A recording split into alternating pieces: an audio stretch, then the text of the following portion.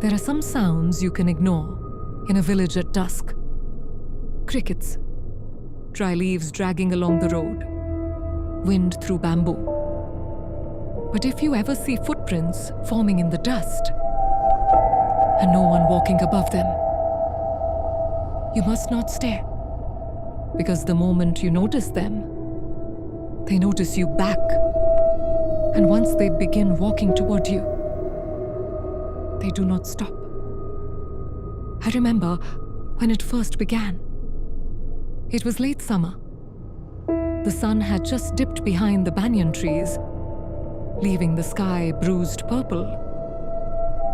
The children of the village had already gone home, or so we believed. That's when old Mahadev saw them. Small footprints, bare, pressed gently into the dust of the main road, one after another, as if children were walking home from school. Except there were no children. At first we laughed. We thought perhaps the wind had shaped them, or some stray dog had stepped oddly. But then more appeared. Tiny left foot, tiny right foot, perfectly spaced, perfectly fresh. And they were moving. You see, the dust wasn't disturbed all at once.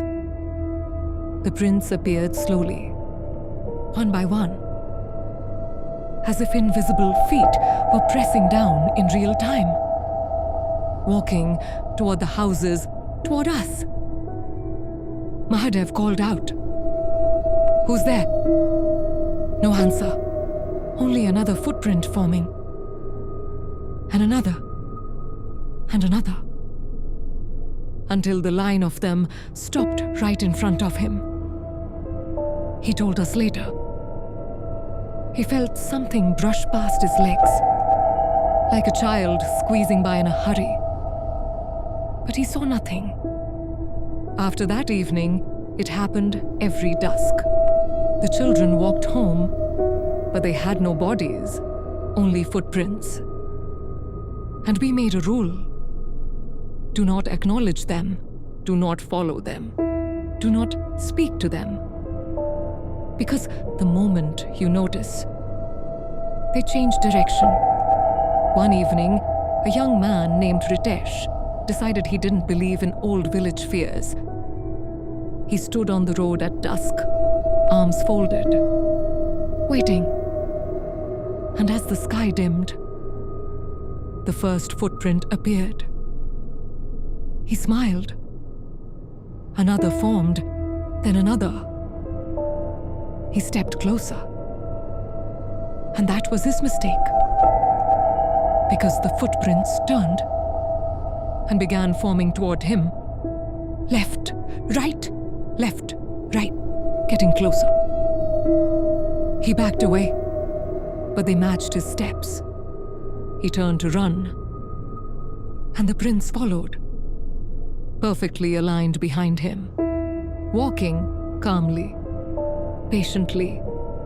He later told us something I will never forget. When he finally gathered courage to spin around and look down, the footprint stopped, right behind his heels, frozen, as if waiting. And that's when he heard it.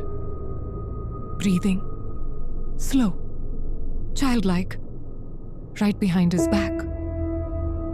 But when he turned again, there was nothing there. From that day, Ritesh never walked alone at dusk again. And then, we found the photo. The old school at the edge of the village burned down decades ago. No one speaks much about why. But after the footprints began appearing, someone found a half-burnt class photograph in the rubble. The faces were charred, unrecognizable, except for one detail. In the corner of the image, drawn faintly in chalk on the blackboard behind the children, was a symbol, a twisted circle with 3 downward lines. the same symbol that appeared in the train tunnel in episode 3. The same symbol carved beneath the bridge in episode 5.